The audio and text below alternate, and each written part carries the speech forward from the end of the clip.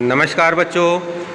अभी कुछ दिन पहले सीबीएसई ने आप सबको सूचना दी थी कि इस साल की परीक्षा यानी 2021-22 की परीक्षा 2 सत्र में होगी, यानी कि 2 टर्म में होगी।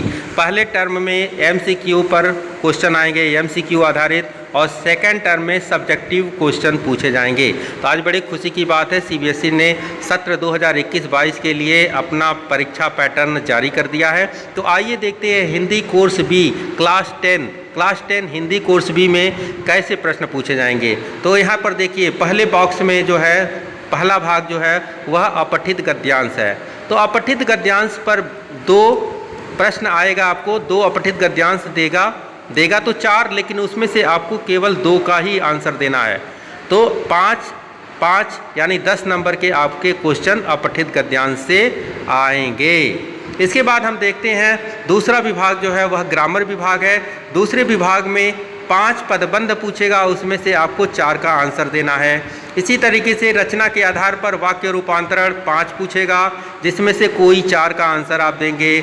समास से भी 5 प्रश्न पूछेगा, इसमें से भी आपको किन्हीं 4 का उत्तर देना है। लेकिन मुहावरे में केवल 4 प्रश्न पूछेगा और चारों का ही आंसर आपको देना है। इस प्रकार हम देखते हैं कि पहले और दूसरे दोनों विभाग को मिला करके 26 नंबर के प्रश्न हो गए, यानी 10 अपठित गद्यांश और 16 ग्रामर विभाग से। ध्यान रखना है आपको, ये सब क्वेश्चंस एमसीक्यू आएंगे और आपको बहुत सोच समझ करके अपना जवाब देना है, अन्यथा आपके नंबर कट जाएंगे। अब बात करते हैं तीसरे विभाग की। तो बच्चों, तीसरे विभाग में स्पर्श भाग 2 से 3 गद्यांश आएंगे। एक काव्यांश रहेगा, 2 गद्यांश रहेंगे। तो पहला काव्यांश आधारित प्रश्न रहेगा। तो काव्यांश पर 4 प्रश्न पूछे जाएंगे और 4 के चारों का आंसर आपको देना है। तो काव्यांश से आपको 4 नंबर मिल जाएगा। इसी तरीके से गद्य खंड कोई 2 देगा और इन दोनों में से आपको 5 बहुविकल्पकीय प्रश्न पूछे जाएंगे, यानी कि 10 नंबर आपको मिलेगा। 2 गद्य रहेगा, हर गद्य पे 5 एमसीक्यू आएगा, तो 2 गद्य का 10 एमसीक्यू हो गया। इस आधार पर हम देखें तो आपको 14 नंबर काव्यांश और गद्यांश पर मिलेगा, जो कि आपके पाठ्य पुस्तक स्पर्श भाग 2 पर आधारित होगा। इसके अलावा हम बच्चों देखते हैं आंतरिक मूल्यांकन।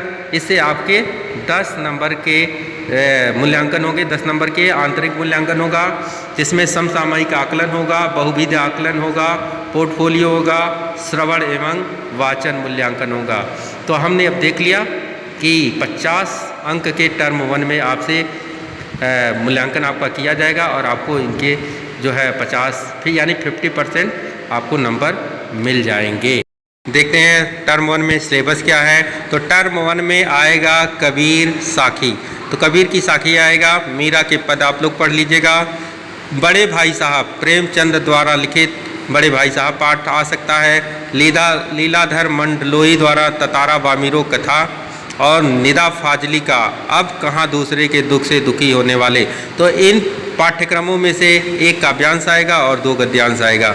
इन पर कोई भी प्रश्न पूछा नहीं जाएगा, केवल काव्यांश आधारित और गद्यांश आधारित प्रश्न पूछे जाएंगे। अब देखते हैं टर्म 2 में क्या पूछा जाएगा।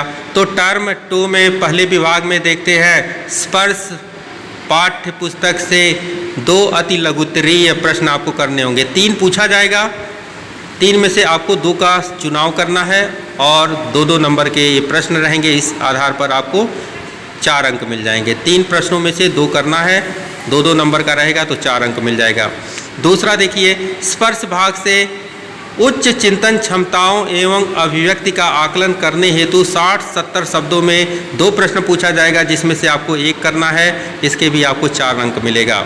इसके बाद पूरक पाठ्यपुस्तक जो संचयन है, इस पर जो है 3 चैप्टर हैं। इन तीनों चैप्टरों में से आपसे केवल 3 सवाल पूछा जाएगा। 3 सवालों में से आपको 2 का जवाब देना है। 3 नंबर का ये प्रश्न रहेगा। इस आधार पर आपको संचयन से पूछे गए प्रश्नों पर 6 नंबर मिलेंगे। तो आप लोग जोड़ लीजिए, 2 नंबर के 2 क्वेश्चन 4 अंक मिला, 1 क्वेश्चन आपका 4 अंक का रहेगा तो 8 नंबर हो गया और 6 नंबर संचयन से आपको मिलेगा। तो 14 नंबर का टर्म 2 में आपको सब्जेक्टिव क्वेश्चन पूछा जाएगा।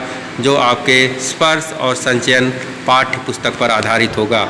आइए अब लेखन डिपार्टमेंट में देखते हैं क्या आने वाला है। लेखन डिपार्टमेंट बहुत ही इम्पोर्टेंट है, 26 नंबर के उससे पूछे जाएंगे नंबर, 26 नंबर का। तो पहला लेखन डिपार्टमेंट में पहला क्या है, और देखिए अनुच्छेद पूछा जाएगा बेटा। समसामयिक और व्यवहारिक जीवन से जुड़े टॉपिक पर आपको 150 शब्दों में एक अनुच्छेद लिखना है और अनुच्छेद का 6 नंबर आपको मिलेगा। दूसरा देखिए ब में क्या है, आपको औपचारिक पत्र लिखना है, 120 शब्दों में आपको लिखना है, 5 अंक आपको मिलेगा। अब देखिए 100 में जो है कमाल की बात है, पहले सूचना लेखन 1 आता था, अब आपको 2 सूचना लेखन लिखना है, 2.5 नंबर का। पहले एक ही सूचना लिखते थे तो आपको 5 नंबर मिलता था, अब 2 लिखना है 2.5 नंबर का तो 5 नंबर मिल जाएगा। इसमें भी पहले विज्ञापन 1 लिखते थे, लेकिन इस बार क्या है ना, टर्म 2 में आपको 2 विज्ञापन बनाने पड़ेंगे, 2.5 नंबर आपको मिलेगा। तो 2 विज्ञापन का कितना हो गया, 5 नंबर हो गया। और ई में देखिए बेटा, ई में जो है लघु कथा लेखन 120 शब्द में आपको करना है, 5 नंबर का रहेगा। इस आधार पर आपका ये 26 नंबर का हो गया। इसके बाद हम देखते हैं आंतरिक मूल्यांकन को। टर्म 2 में भी 10 नंबर का आंतरिक मूल्यांकन होगा। तो आंतरिक मूल्यांकन में क्या है, समसामयिक आकलन है, बहुविध आकलन है, पोर्टफोलियो है, श्रवण एवं वाचन है।